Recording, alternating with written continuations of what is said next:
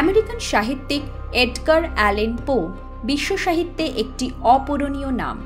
মূলত কবিতা এবং ছোট গল্পের জন্য বিখ্যাত হলেও তার সৃষ্ট গোয়েন্দা অগাস্ট দুম্পা সাহিত্যপ্রেমীদের মন কেড়েছিল সেই ঊনবিংশ শতকে। আজ আমরা অবশ্য তার ডিটেকটিভ ফিকশন কোনো গল্প শোনাব না, বরং একটি ভয়াবহ এক অ্যাডভেঞ্চারের কাহিনী নিয়ে আজ আমাদের নিবেদন।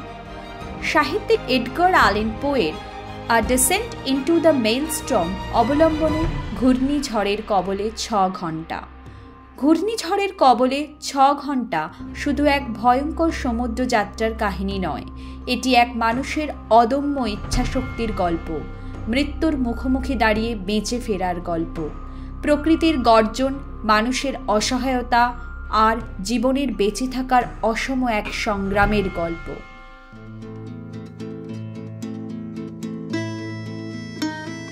আপনারা শুনছেন কাহিনী স্কোপ। প্রত্যেক সপ্তাহে আমরা আপনাদের জন্য নিয়ে আসি পুরনো বা সমকালীন সাহিত্যিকদের অনবদ্য কিছু গল্প।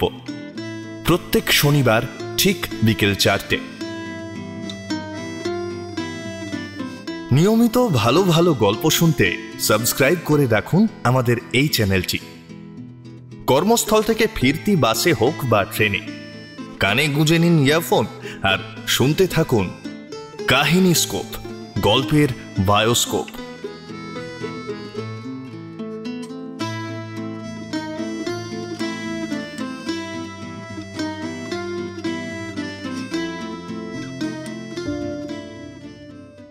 উঁচু খাড়াই পাহাড়টির চূড়ায় আমরা যখন পৌঁছালাম, বয়স্ক লোকটা তার প্রায় অনেকক্ষণ পর্যন্ত চুপ ছিলেন। পাহাড় নয়, অবশ্য ছোট টিলাই বলা চলে একে। আমার সঙ্গের বৃদ্ধটি কথা বলার অবস্থায় ছিলেন না, কারণ তিনি এতটাই হাঁপাচ্ছিলেন। বেশ কিছুক্ষণ পরে তিনি মুখ খুললেন।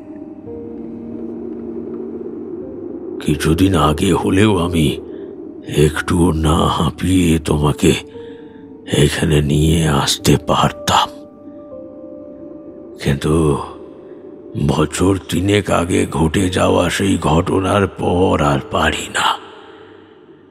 সেদিন যা ঘটেছিল আমার সাথে, আশা করি কোনো মানুষ জীবিত অবস্থায় ঘুণাক্ষরেও সেরকম ঘটনার সাক্ষী থাকেনি, আর থাকলেও কোনোদিন বেঁচে ফেরেনি।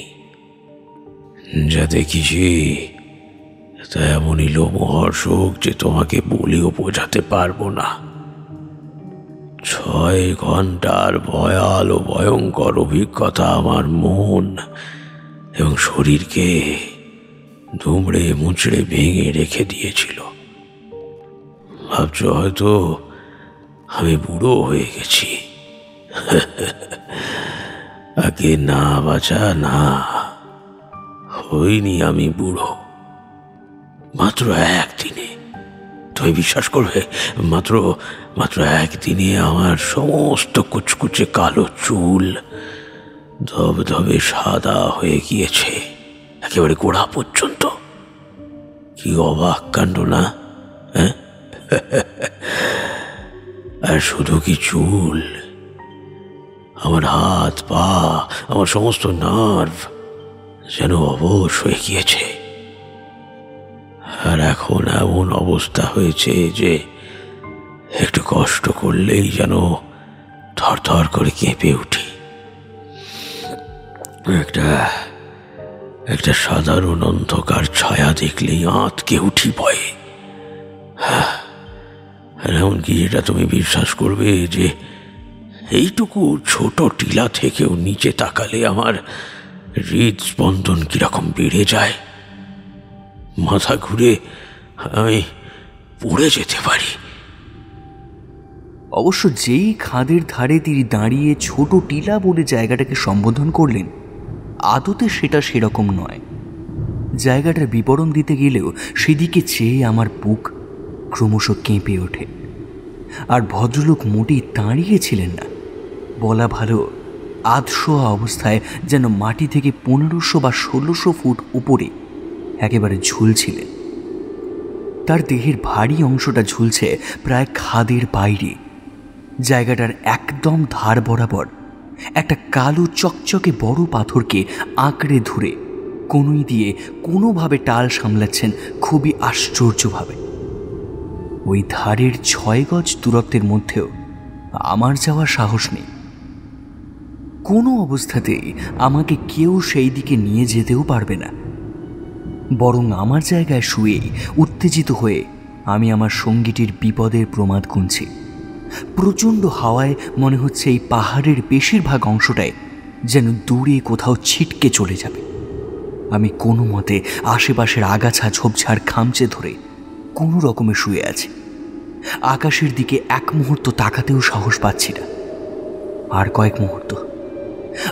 কয়েক মুহূর্ত পরেই আমার যে কি অবস্থা হবে সেটা ভাবতেও যেন এক অদ্ভুত ঠান্ডা স্রোত নেমে গেল আমার মেরুদণ্ড পেয়ে। সঙ্গের বৃদ্ধ গাইডটি বললেন, এসব চিন্তা ভাবনা থেকে তোমাকে বেরোতে হবে, বুঝলে? কি ভাবছো আবল তাবল? হ্যাঁ, তোমাকে যে ঘটনার কথা বলেছি সেই জায়গাটা দেখাবো বলেই তো এত দূর এত কষ্ট করে নিয়ে এসেছি। এখান থেকে তুমি বেস্ট ভিউটা পাবে। আর গোটা গল্পটা শুনে বোঝার জন্য তোমাকে একটুও কসরত করতে হবে না। শুধু সাহস করে পাহাড়ের নিচের দিকে তাকালেই স্পষ্ট বুঝতে পারবে। আমি তখনও ঝিম মেরে পড়ে আছি, আর আমার কানে বৃদ্ধের বলা কথাগুলো তখনও ভেসে আসতে থাকলো। আমরা এখন যেখানে রয়েছি সেটা নরওয়ের উপকূলের খুব কাছেই 68 ডিগ্রি ল্যাটিটিউড নর্থল্যান্ড অঞ্চলের এক ডিস্ট্রিক্ট লফোডেনে। যে পাহাড়ের চূড়ায় আমরা এখন বসে আছি তার নাম হেলসেগেন দ্য ক্লাউডি। এবার একটু ওঠো, আস্তে আস্তে, একটু ধীরে, একটু ওঠো, অল্প অল্প, একটু একটু একটু, হ্যাঁ, ওই কোনো মেয়ে ভর দিয়ে। যদি মাথা ঘুরে যায় ওই ঘাসগুলোকে ধরো, শক্ত করে ধরো, আঁকড়ে। হ্যাঁ হ্যাঁ হ্যাঁ, এবার ঠিক আছে, হ্যাঁ এবার ঠিক আছে। এইবার তাকাও তাকাও তাকাও, ওই সমুদ্রের দিকে তাকাও।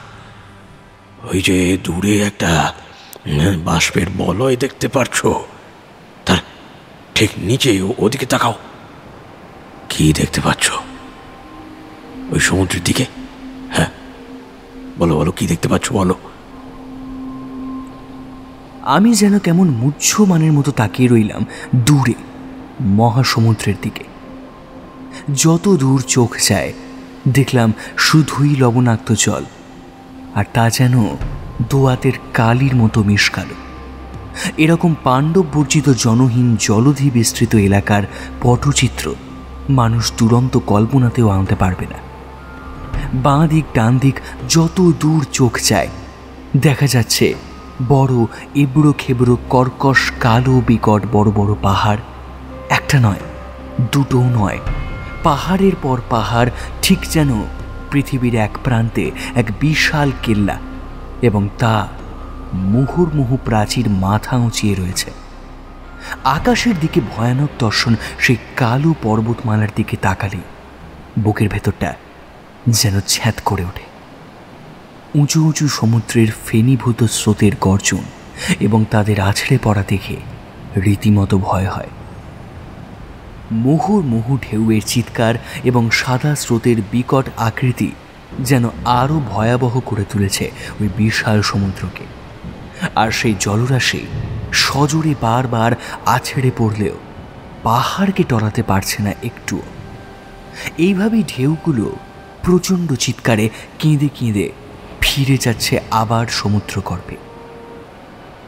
তবে সেই পর্বতমালা বা কুচকুচে কালো পাহাড়ের সারি এক চুলো নড়েনি বা নড়বেও না। আমরা ঠিক যে জায়গায় ছিলাম তার থেকে ঠিক 5-6 মাইল দূরে সমুদ্র দেখা যাচ্ছে।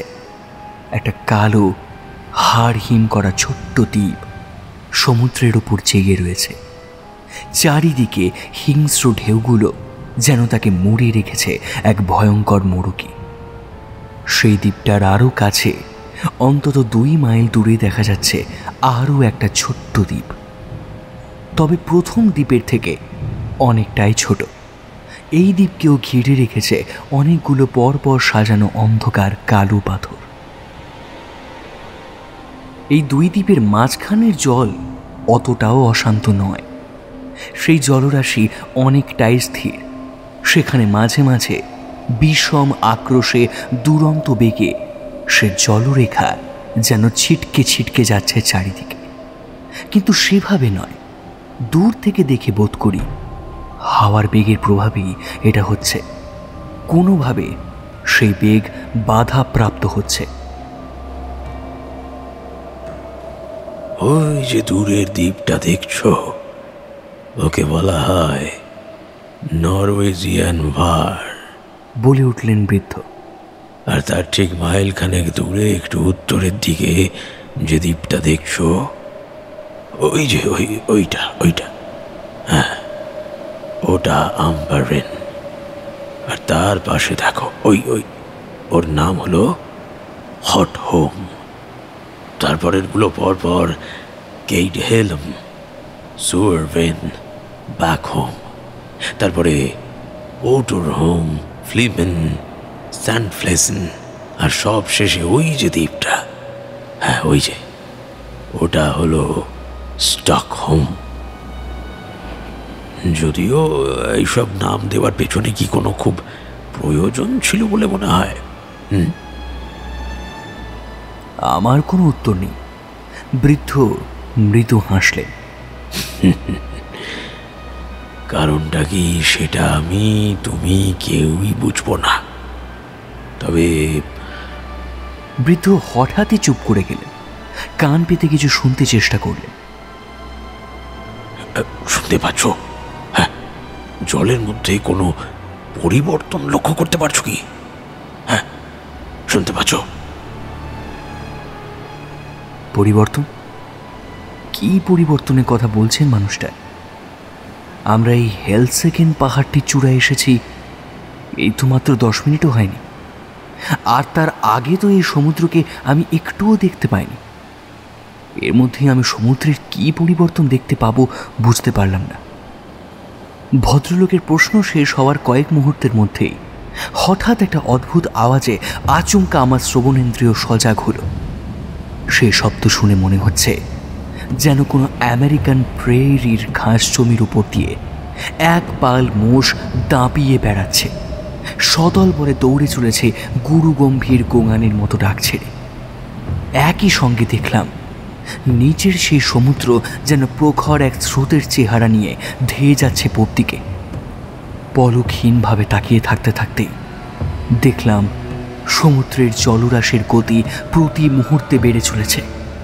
প্রকাণ্ড এক দানবের গতিতে একরোখা সেই জলধারার আওয়াজ যেন ক্রমেই বাড়ছে।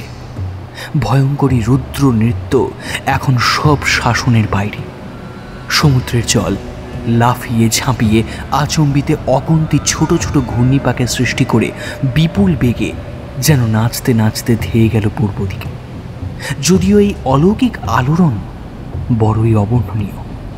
সে জল সেখানে ফুলে ফেঁপে উঠে তুলছে, আওয়াজ করছে এবং আকাশ বাতাস যেন ফাটিয়ে দিতে চাইছে।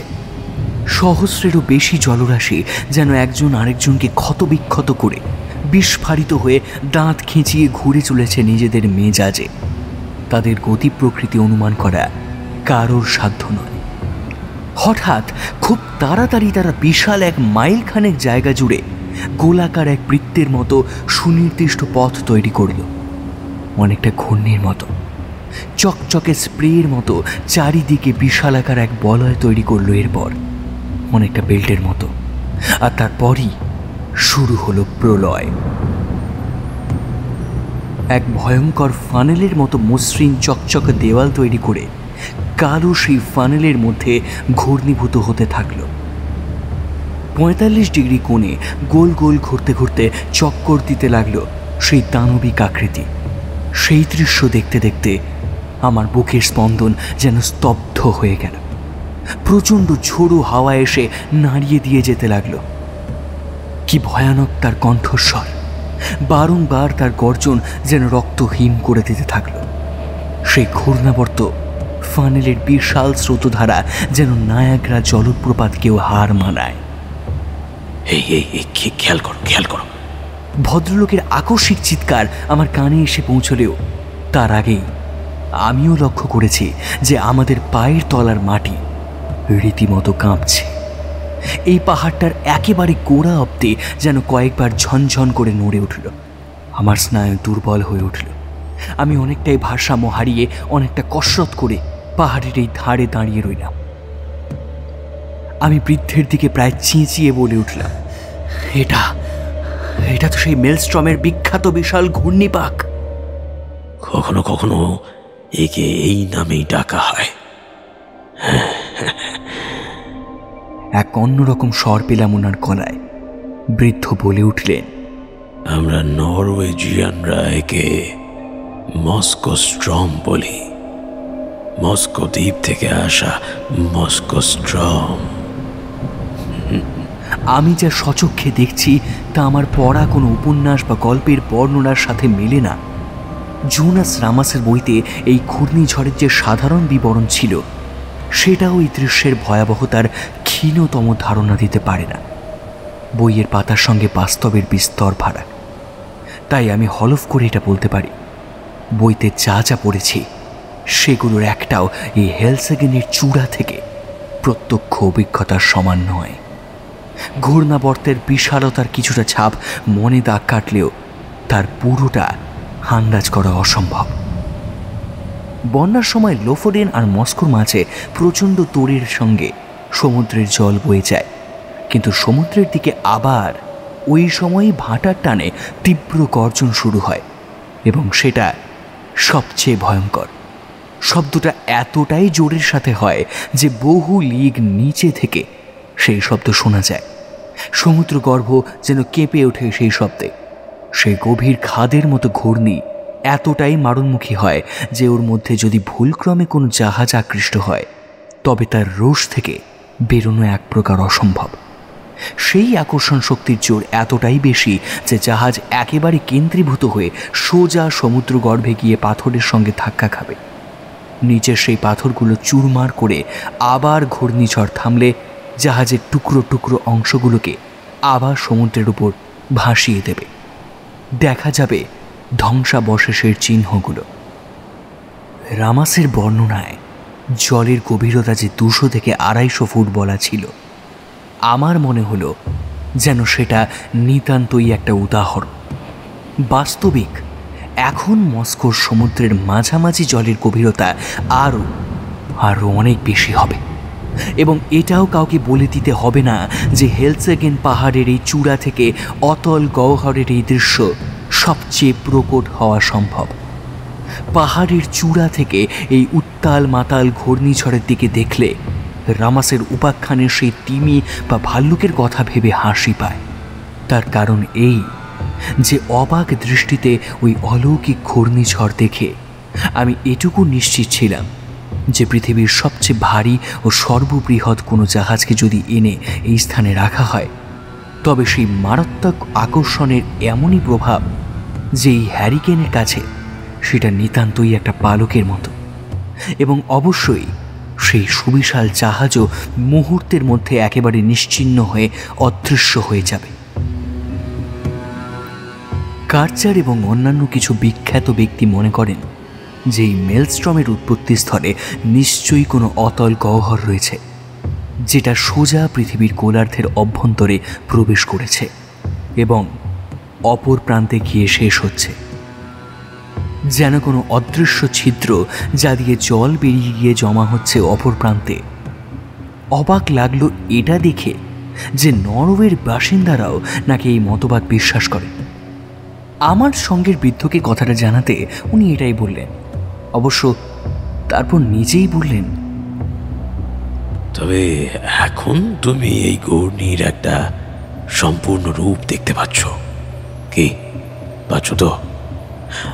আর এই পাহাড়ের একেবারে চূড়ায় এসে তুমি যা যা প্রত্যক্ষ করলে, তারপর তোমায় একটা গল্প এখন শোনাই, যে গল্প শুনলে হয়তো এই মস্কো স্টর্ম ব্যাপারে তোমার অনেকটাই সম্যক ধারণা হবে।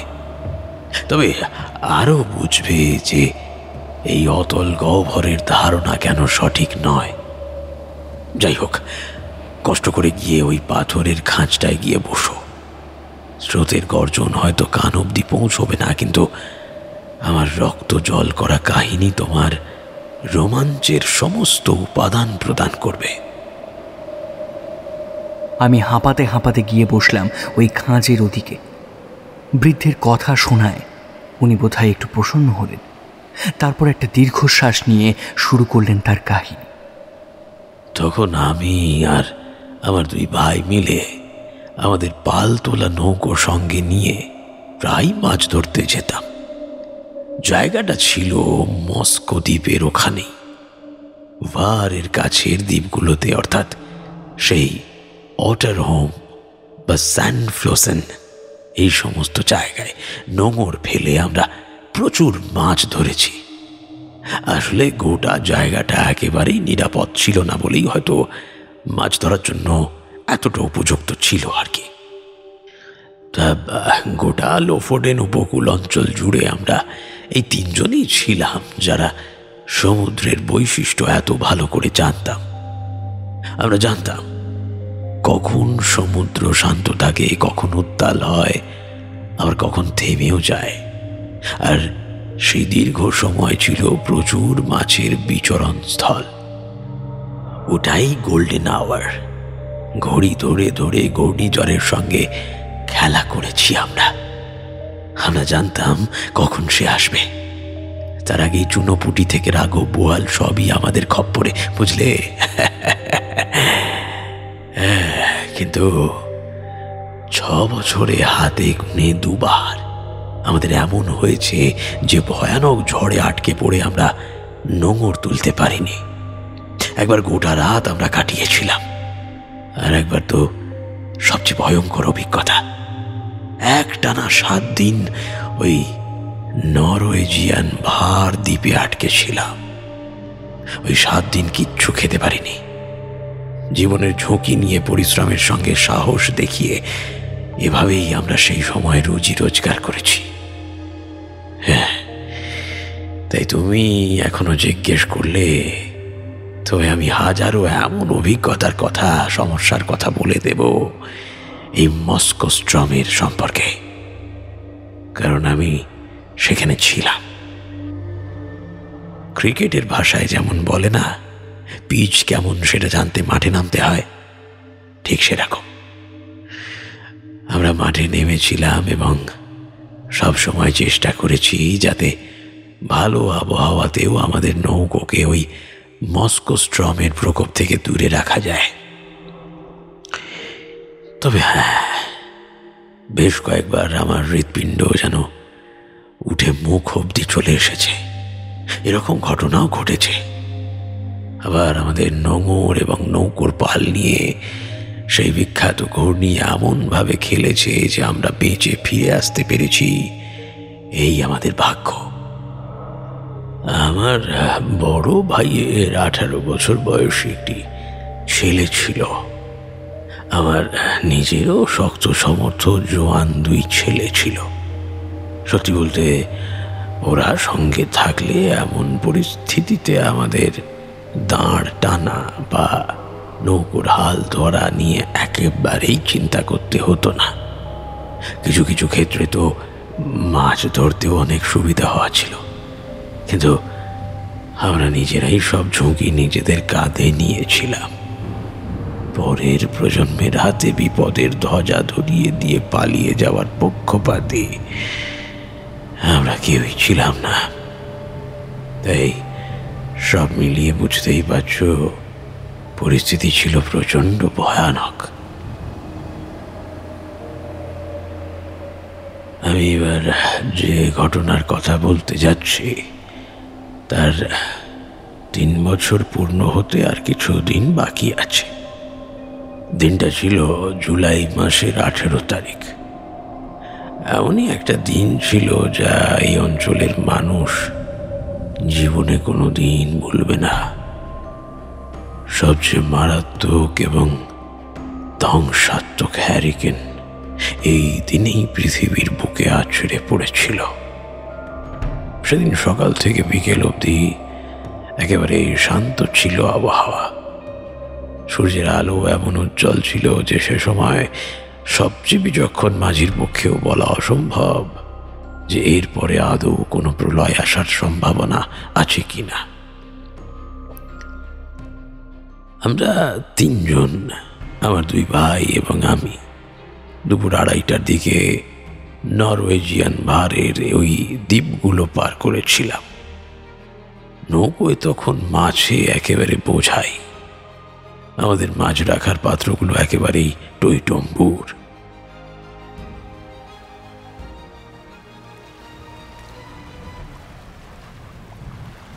কিরে, আজ তো একেবারে জ্যাকপট। হ্যাঁ, আজ অন্য দিনের তুলনায় তো অনেক বেশি মাছ খুব শিগগিরই উঠে গেছে। এতদিনে মাছ ধরতে এসে আজ বোধহয় সবচেয়ে বেশি মাছ নিয়ে ফিরছি আমরা, তাই না? হ্যাঁ, সত্যিই অদ্ভুত রহস্য আজ। আমাদের এত সৌভাগ্য যে আজ এই সময় হবে সেটা কোনোদিন ভেবেছিলাম বল? এই দেখ দেখ দেখ, 7টা বেজে গেছে। এবার আমরা ধীরে ধীরে বাড়ির দিকে ওই কেমন? হ্যাঁ ভাই, যথেষ্ট হয়েছে, আজকের মতো যথেষ্ট হয়েছে। এখন বাড়ি ফিরে চ, এখন বেরোলে 8টা বাজবে পৌঁছাতে। ফিরতে ফিরতে আমরা এই বলা বলি করতে করতেই আসছিলাম যে আজ সেরকম বিপদের কোনো আশা নেই, কারণ আজকের আবহাওয়া বড্ড শান্ত।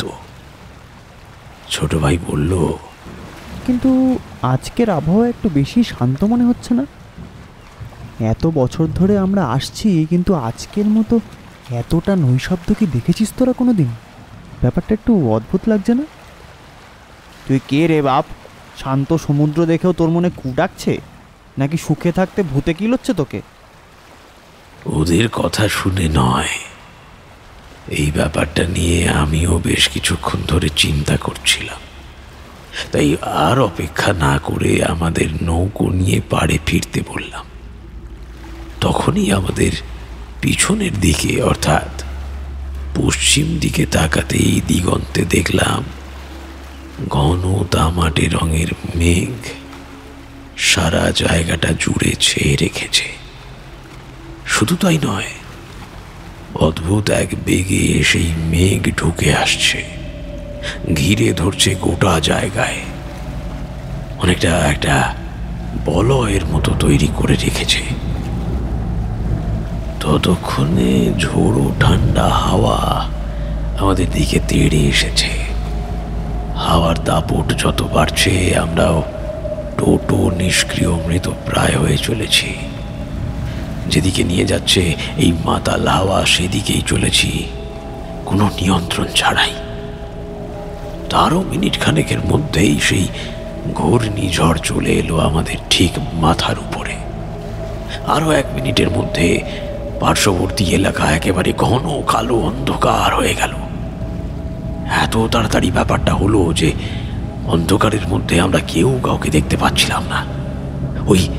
ওইটুকু ছোট্ট বোটে একেবারে একেবারে দাঁড়িয়ে গেছিলাম আমরা। এরপরে যে ঘূর্ণিঝড়টা শুরু হলো সেটা আমাদের উড়িয়ে নিয়ে যাচ্ছিল। ওর বর্ণনা করতে যাওয়া অর্থাৎ বোকামো। নরওয়ের সবচেয়ে অভিজ্ঞ এবং বয়স্ক নাবিকও এরকম এত বড় বিধ্বংসী ঝড়ের রূপ দেখেনি। নরওয়েতে যারা সমুদ্রে ঘুরে বেড়ায় তাদের প্রত্যেকেই একটা ঢেউয়ের হাড়ে হাড়ে টের পেয়ে যায় ঝড় কাকে বলে এবং কতটা তার বিশালতা। কিন্তু আমাদের প্রথম ধাক্কাতেই পাটকাঠির মতো মচ করে ভেঙে সমুদ্রে বেপাত্তা হয়ে যায় 2টো মাছতুলি। আর সেই সঙ্গে সঙ্গেই সে প্রলয়ঙ্কর ঝড় সমুদ্রে নিয়ে গেল আমার ছোট ভাইকে। মাছতুলের সঙ্গে বেঁধে রেখেছিল সে নিজেকে। ভেবেছিল এতে হয়তো বেঁচে ফেরার একটা সম্ভাবনা থাকবে, কিন্তু সে গুড়ে বালি। আমি নিজে তখন উপুর হয়ে শুয়ে পড়েছি আর দুই পা দিয়ে আঁকড়ে ধরেছি আমার পিছনের কাঠটা, আর একই সঙ্গে দু হাতে প্রাণপণে জড়িয়ে আছি নিখোঁজ মাস্তুলের গোড়ার কাঠ। ওই অবস্থায় নিজেও যেন কাঠ হয়ে রয়েছি। কিছুক্ষণ বাদে বাদে হাঁটু ভাঁজ করে খানিক শক্তি ও বাতাস সঞ্চয় করে রাখছি। এর থেকে বেশি কোনো কিছু করার ক্ষমতা আমার নেই। বোঝার অবস্থাও ছিল না সেই সময়। জলে যেভাবে আমরা মুহুর্মুহু উল্টে পাল্টে যাচ্ছিলাম, ঠিক সেভাবেই মগজের মধ্যেও যেন সব কিছু একেবারে তালগোল পাকিয়ে যাচ্ছিল। বেশ কিছুক্ষণ এভাবেই আমরা জলের তলায় পুরোটা ডুবেছিলাম। পুরো নৌকাটাই ডুবে গিয়েছিল জলের তলায়। বেশ কয়েক মুহূর্ত পরে এবার আমাদের নৌকোটা একটা ঝাঁকুনি দিয়ে জল থেকে উঠে এলো। ঠিক যেমন গা ঝাড়া দিয়ে জল ছেড়ে বেরিয়ে আসে ভিজে কুকুর। উল্টে পাল্টে যাওয়া মাথার ঘোর কাটিয়ে তখন ওঠার চেষ্টা করছি। ঠিক সেই সময় কি যেন পেছন থেকে কাঁধটা চেপে ধরলো আমার। চমকে উঠে পিছন ফিরে তাকাল। আমার মুহূর্তের মধ্যেই আনন্দে আত্মহারা হয়ে উঠলাম। দাদাকে এভাবে যে জীবন্ত দেখতে পারবো সেটা ভাবিনি। কিন্তু সেই আনন্দের লেশ মাত্র বেশিক্ষণ স্থায়ী রইল না, কারণ দাদার এক হাড়িম করা চিৎকার শুনতে পেলাম। Moscow storm! Moscow storm! এই একটা শব্দ শুনতেই যেন আমার আপাত মস্তক শিউরে উঠেছিল। ছোটবেলা থেকেই আমরা আসলে মস্কো স্টর্মকে বরাবর পাশ কাটিয়ে যাই। বারবার ওর হাত থেকে মুক্তি পেলেও এবার তাহলে আমরা আর বাঁচতে পারলাম না। এই মাতাল হাওয়া, এই পাগলা ঝঞ্ঝা তাহলে সত্যিই আমাদের ঠেলে নিয়ে চলেছে মূর্তিমান বিভীষিকার দিকেই। ফিরে আসার পরে দাদার মনে এরকম ভয়ের উদ্রেক দেখে আমিও মনে মনে প্রমাদ গুনতে শুরু করলাম। বড় বড় পর্বত প্রমাণ ঢেউয়ের উপর আমাদের নৌকো উঠছে, আবার মিনিট খানেকের মধ্যেই নেমে আসছে। অন্যদের মতো মাঝে মাঝে নৌকোকে ঠেলে নিয়ে চলেছে সেই খরস্রোতের দিকেই। আকাশ এখনো মেঘাচ্ছন্ন অন্ধকার, চারিদিকে যেন একটা কালো চাদর বিছিয়ে রেখেছে। তবে এর মাঝখানে হঠাৎই একটা অলৌকিক ঘটনা ঘটে গেল। এত বিভীষিকাময় একটা পরিবেশে হঠাৎ করেই যেন একটা মায়াবী মুহূর্ত ফুটে উঠল। উপরের দিকে তাকিয়ে দেখলাম আকাশে সেই কালো মেঘ অদৃশ্য হয়ে কোত্থেকে জানি সুন্দর এক হলদেটে ঠালার মতন চাঁদ এসে হাজির হয়েছে। আর সেই চাঁদের আলোতেই ঠাহর করতে পারলাম আমি কোথায় আছি, কি অবস্থায় আছি। চারিদিক পুরোপুরি স্পষ্ট হয়ে উঠল। মনে হলো যে নাগরদোলার মতন এই নৌকোয় দুলতে দুলতে আমরা এগিয়ে চলেছি ঘূর্ণিপাকের দিকে। বড়জোর আর মাইল খানেক রাস্তা বাকি। ওপরে সেই ঝকঝকে গাঢ় নীল আকাশের বুকে রূপালী চাঁদ, আর নিচে সাক্ষাৎ মৃত্যুকূপ। বুকের ভেতরে তখন যেন একপাল মোষ দাপিয়ে বেড়াচ্ছে। গায়ের লোম খাড়া হয়ে উঠেছিল আমার। কান খাড়া করে শোন, শুনতে পাচ্ছিস শব্দটা? ঠোঁটে আঙুল দিয়ে ইশারায় দাদা বিড়বিড় করে বলল কথাগুলো। একটুকুও শান্ত অবস্থা তখন আমার ছিল না, তবুও শুনতে পেয়েছিলাম সেই অপার্থিব শব্দ। সমুদ্রের স্রোত, ঘূর্ণিঝড়ের গর্জন আর মুহুর্মুহু জলের তোড়, এতগুলো শব্দ পেরিয়েও শুনতে পেলাম কানের পর্দা ফাটিয়ে দিতে চাইছে একটা অতি তীব্র আর্ত চিৎকার। যেন একসঙ্গে হাজার হাজার স্টিম পাইপ থেকে সবেগে বাষ্প বেরিয়ে আসছে। এর ঠিক বড় মুহূর্তেই আমাদের নৌকো সমেত নিজেকে আবিষ্কার করলাম পর্বত প্রমাণ ঢেউয়ের একেবারে সর্বোচ্চ শিখরে। আরও যেন উঠেই চলেছি। হাওয়ায় জাহাজের মতন আমরা অনেক উঁচুতে উঠে ঠিক কয়েক সেকেন্ডের মধ্যেই থপ করে নিচে পড়তে লাগলাম। কোনো ভয়ঙ্কর মারণ নাগরদোল্লায় চড়েছি শেষবারের মতন। মস্কো স্ট্রমকে চাক্ষুষ দেখতে পেলাম তখনই। আর 5টা সাধারণ দিনের মতন আজকের এই রূপ ছিল না এই মস্কো স্ট্রমের। এই দামাল চেহারার অভিজ্ঞতা আমাদের কোনো দিন হয়নি, 2 মিনিটও হয়নি। হঠাৎই আমাদের নৌকোর গতি যেন বেড়ে দ্বিগুণ হয়ে গেল। বজ্রপাতের থেকেও বেশি গতিতে ছুটতে লাগলো নৌকা। এই সময় আমার মাথায় একটা অদ্ভুত খেয়াল ঘুরতে লাগলো। বিকট এই ঘূর্ণিপাকের আসল চেহারা দেখবার সুযোগ যখন পেয়েছি, তখন তাকে ভালো করে তাড়িয়ে তাড়িয়ে উপভোগ করেই যাব। প্রাণ হাতে করে যে এই যাত্রায় ফেরা হবে না সেটা আমি নিশ্চিত। কিন্তু যদি সত্যি বেঁচে ফিরি, তবে ফিরে গিয়ে এই নিয়েই হয়তো আফসোস হবে যে এরকম ভয়াবহ সুন্দর অভিজ্ঞতার আর সুযোগ পাবো না। এবারের কথাগুলো শুনলে হয়তো একটু আশ্চর্য লাগবে বিশ্বাস করতে, কিন্তু সেই বিভীষিকাময় পরিস্থিতিতে দাঁড়িয়ে আমার মনে হচ্ছিল এত বছর পরে এত কষ্ট করে যেহেতু এরকম একটা সুযোগ পেয়েছি, সেটাকে দুর্ভাগ্য বলে না ভেবে তবে একেবারে মৃত্যুর আগে এই সুযোগ হাতছাড়া করতে যাব কেন? সময় যত এগিয়েছে তত যেন অবস্থার সঙ্গে মানিয়ে নিয়েছিলাম। সেই আতঙ্কের সঙ্গে সহবাস করতে করতে আমার মধ্যে যেন স্নায়বিক শক্তির যোগান হয়েছিল, বা হয়তো উন্মাদ হয়ে গিয়েছিলাম সেই পরিস্থিতিতে। আরও বেশ কিছুক্ষণ ধরে ঘূর্ণিঝড়ের প্রবলতা অনেকটাই কমে এসেছিল, আবার তেজ কমে এসেছিল, তাই হয়তো একটু স্থির হতে পেরেছিলাম। হয়তো শুনলে মনে হবে বাড়িয়ে বলছি, কিন্তু ওই পরিস্থিতিতে মৃত্যুও যে কতটা গর্বের সেটা বলে বোঝানো যাবে না। অদ্ভুত বিশাল এই ঘূর্ণিঝড়ের কবলে কয়েক ঘন্টা লড়াই করে মৃত্যু যে কতটা মহৎ, সেই ভাবনাটাই সেই সময় আমার মাথায় চলছিল। ঝড়ের সময় এরকম সমুদ্রে তো তুমি কখনো থাকোনি, তাই না? তাই এর অনুভূতি তুমি ঠিক ধরতে পারবে না। এক অভিশপ্ত রাত কাটিয়েই পরের দিন কাক ভরে যে মানুষটার ফাঁসি হবে সেই আসামিকে খুব তোয়াজ করা হয়। আমাদের অবস্থা সেই রাতে সেই রকমই হয়ে দাঁড়িয়েছিল। বেশ বুঝলাম, এই ভয়ানক ঘূর্ণির সমুদ্রে শুধু আমরা নেই, আমাদের চারিদিকে ঘিরে রয়েছে অনেক অনেক কাঠের টুকরো, সম্ভবত ভাঙা নৌকোর ধ্বংসাবশেষ, কিছু পাথরের চাই, কাঠের গুঁড়ি, ভাঙা কাঠের আসবাবের টুকরো। এসব দেখতে দেখতে মনের মধ্যে ভয়ানক এক চিত্র তৈরি হতে লাগলো।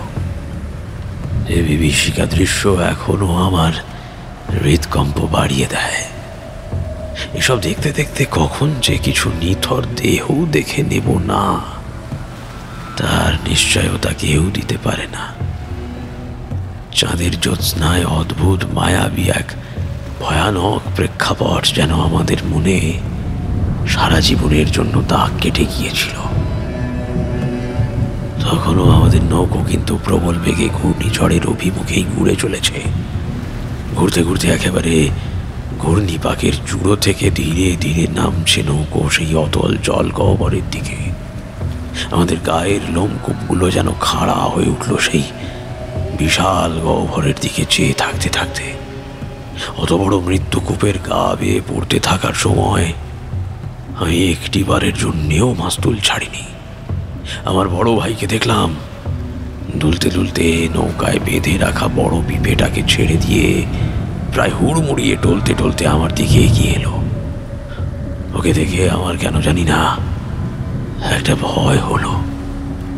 বেশ বুঝলাম, এই মাতাল ঝড় এবং তার মারণ অত্যাচারে দাদার মাথা খারাপ হয়ে গেছে।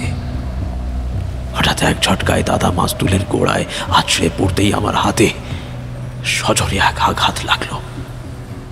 দেখলাম দাদা মাস্তুলের গোড়া আঁকড়ে ধরতে চেষ্টা করছে। বুঝলাম দাদা আমাকে মেরে নিজে আগে বাঁচতে চাইছে। ভেতর থেকে যে কিরকম অনুভূতি হচ্ছিল সেটা এখন বলে বোঝাতে পারবো না। কেমন যেন দু টুকরো হয়ে গিয়েছিল মনটা। তবে দ্বিধা করিনি।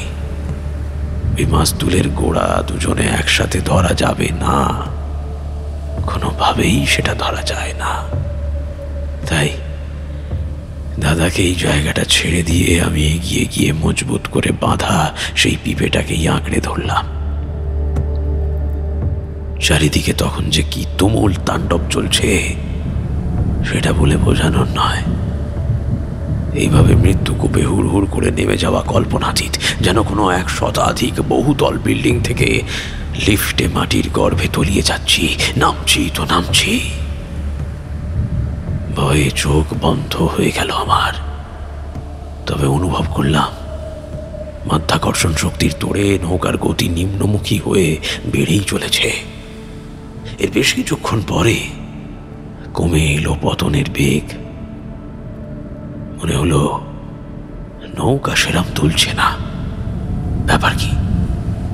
ঈশ্বরের নাম জপতে জপতে অনেক সাহস করে চোখ খুলতেই একটা দৃশ্য দেখতে পেলাম। অদৃশ্য এক ম্যাজিশিয়ান নৌকাটাকে যেন টেনে ঝুলিয়ে রেখেছে মৃত্যুকূপের গায়ে। আর অন্ধকার বিকট আকার এই কূপের তলায় কিচ্ছু দেখা যাচ্ছে না। সেই ফানেলের মতো মৃত্যুকূপের গা যেন চকচক করছে কালো আবলুস কাঠের মতো। প্রচন্ড বেগে ঘূর্ণিঝড়ের মধ্যে জলরাশি ঘুরে চলেছে চক্রাকারে। আর সেই ফানেলের মাঝামাঝি জায়গায় ঝুলন্ত অবস্থায় আমি দেখতে পাচ্ছি মস্কো স্ট্রমের কালো দেয়াল জুড়ে সেই জ্যোৎস্নার ধারা সোনালি আলোক ছটা বিচ্ছুরণ করছে দিকে দিকে। নিজে পুরোপুরি হতবুদ্ধি হয়ে গিয়েছিলাম বিচিত্র সুন্দর অথচ মারাত্মক ভয়ঙ্কর এই দৃশ্য দেখে। ক্ষণিকের মধ্যে আমার মাথা ক্রমে শান্ত হয়ে এলো। আর অনুভব করলাম মাথার অসম্ভব ভার। প্রচন্ড যন্ত্রণায় মাথা নিচের দিকে নামিয়ে রেখেই যেন খানিকটা স্বস্তি পেলাম। অবাক চোখে দেখলাম ঘূর্ণিঝড়ের তলদেশে বিরাজ করছে অবর্ণনীয় এক রামধনু। সেদিকে তাকিয়ে থাকতে থাকতে আমার রক্তিম হয়ে গেল ঘূর্ণিঝড়ের একেবারে তলদেশে, অর্থাৎ রামধনুর ঠিক নিচে থেকেই একটা হাড় হিম করা আর্তচিৎকার শোনা যাচ্ছে। যেন বিরামহীনভাবে কেউ চিৎকার করছে এবং সেই শব্দ উঠে এসে ধেয়ে যাচ্ছে আকাশের দিকে। একটা ভয়াবহ দানবিক হাহাকার যেন চারপাশের শব্দকেও হার মানিয়ে দুমড়ে মুচড়ে একাকার করে দিচ্ছে। আমাদের আশেপাশে সেই সব ভাঙা আসবাব, ভাঙা কাঠের টুকরোগুলোর দিকে চেয়ে থাকতে থাকতে হঠাৎ দেখলাম একটা মস্ত বড় ভার গাছের অংশ আমার দিকে তীব্র বেগে ধেয়ে আসছে। মনে মনে প্রমাদ করলাম এইবার বোধহয় শেষ। কিন্তু তার আগেই একটা মস্ত উলন্দাজের জাহাজ সেই ভার গাছের গতিপথে এসে ধাক্কা মেরে থামিয়ে দিল এবং নিমেষে তলিয়ে গেল ঘূর্ণিপাতের গর্ভে। এবার বেশ বুঝতে পারছিলাম আমরা একেবারে মৃত্যু মুখে এসে গিয়েছি। এরকম আর মিনিট কয়েক সেই ঘূর্ণিঝড়ের মধ্যে থাকলেই একেবারে এই অজানা তলদেশে চিরজীবনের জন্য তলিয়ে যাব। যদিও এত ঘন্টা অমানসিক শক্তি বলে লড়াই চালিয়ে যাওয়ার পরে একেবারেই কোনো শক্তি আমার মধ্যে অবশিষ্ট ছিল না, তবুও আমি মনস্থির করে নিলাম শেষ চেষ্টা করতে হবে। হ্যাঁ, করতেই হবে। এভাবে প্রকৃতির কাছে আমি হেরে যাব না। হঠাৎই দূরে একটা স্থলভূমি দেখতে পেলাম। নিশ্চয়ই ওটা লোফেডনের অংশ। ধরে যেন প্রাণ ফিরে এলো। অনেক ইশারা করেও এত দোলাচলের মধ্যে দাদাকে আমি বোঝাতে পারলাম না যে অবিলম্বে এই নৌকা আমাদের ছাড়তে হবে। এই নৌকার আয়ু আর বড় জোর 5 মিনিট। হাতছানি দিয়ে চিৎকার করে এতবার ডাকার পরেও দাদা এলো না। মাথায় এতক্ষণ ধরে ছক কষে নেওয়াই ছিল, পালানোর ছক। শুধু অপেক্ষা ছিল সুযোগের, আর মিনিট খানেকের মধ্যেই সেই সুযোগও এসে গেল। সেই কাঠের পিঁপেটাকেই আমার পরিত্রাতা হিসেবে বোধ হলো। যেই ভাবা অমনি কাজ। বেতের মতো যে কটা শক্ত দড়ি ছিল তাই দিয়ে মুহূর্তের মধ্যে আমার কোমরের সঙ্গে কাঠের পিঁপেটাকে শক্ত করে বেঁধে ফেললাম। না, আর অপেক্ষা করা যাবে না। একটুও দ্বিধা না করে ঈশ্বরের নাম নিয়ে ঝাঁপিয়ে পড়লাম কাঠের পিঁপেটা সমেত সমুদ্রে। ফলাফল যেমনটা ভেবেছিলাম তেমনটাই হলো। Long awaited escape from the ম্যালস্ট্রম।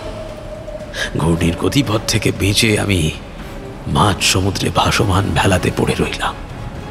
আর তার 5 মিনিটের মধ্যেই অনতি দূরে দেখলাম হঠাৎ এক অকল্পনীয় ঝাঁকুনি দিয়ে নৌকোটা চিরকালের মতন তলার দিকে ঢুকতে লাগলো। তার সঙ্গে সঙ্গে সমুদ্র উত্তাল হয়ে উঠল, আর আমি এক চিলতে কাঠের টুকরোয় ভরসায় আরো ঘন্টাখানেক কাটিয়ে ফেললাম। কিন্তু তখন আমি বিপদমুক্ত। আকাশ খুব পরিষ্কার, আর সঙ্গে হাওয়ার দাপটও অনেকটাই কমে গেল। আর 1 ঘন্টা বাদে একেবারেই সব শান্ত, প্রায় শান্ত। শরীরের সমস্ত শক্তি যেন কেউ নিংড়ে আমার দেহ থেকে বের করে নিয়েছে। জলের মধ্যে কতক্ষণ ছিলাম জানি না। যখন একটু চোখ খুললাম দেখলাম আমি জেলেদের আড্ডায়। আমার চারিদিকে ঘিরে রয়েছে বেশ কয়েকজন মাঝি ও জেলে। চোখটা ভালো করে খুলতে গিয়েই চোখ ধাঁধিয়ে গেল। প্রচন্ড রোদ্দুর। ধড়ফড়িয়ে উঠে বসতে গেলাম, কিন্তু মাথার উপরে রোদ্দুরের ঝলক পড়তেই বুকটা কেঁপে উঠল। ডেকে বললাম, আমায় একটা আয়না দিতে পারবে? নার্সটা আয়না এনে আমার হাতে দিতেই আমি চমকে উঠলাম। হৃৎপিণ্ড যেন আমায় দ্বিতীয়বার সুযোগ দিল বাঁচার। কিন্তু যে বিভীষিকার সাক্ষী আমি ছিলাম তার চেয়েও বেশি কম্পন অনুভব করলাম আমার সারা শরীর জুড়ে। এ কিভাবে সম্ভব? ওরা আমায় চিনতে পারেনি, পারার কথাও নয়। ওই মারণ ঘূর্ণির কবলে 6 ঘন্টা আমার বয়স 6 দশক বাড়িয়ে দিয়েছিল। মাথার সমস্ত চুল ধবধবে সাদা হয়ে গিয়েছিল। পৃথিবীর কোনো অপার্থিব দরজার দ্বার ছিল ওই ঘূর্ণিঝড়। ওটা আমি এখনো বলতে পারি না। কিন্তু ওই অলৌকিক, আধা ভৌতিক এবং ভয়াবহ মস্কোস্ট্রমের কবল থেকে বেঁচে গিয়েছিলাম সে যাত্রায়। সেই মুহূর্তে আর কারোর সাথে কোনো কথা বলতে পারিনি। পরে যখন বলেছিলাম কেউ বিশ্বাস করেনি। জানি হয়তো তুমিও করবে না। আজকের গল্প পাঠে শুভঙ্কর, মূল চরিত্রে কৌশিক, অন্যান্য পার্শ্ব চরিত্রে সুশ্রীক, কভার রৌনক, ভাষান্তর, নাট্যরূপ ও সাউন্ড ডিজাইন সুশ্রীক, সমগ্র পরিকল্পনা কৌশিক রায়।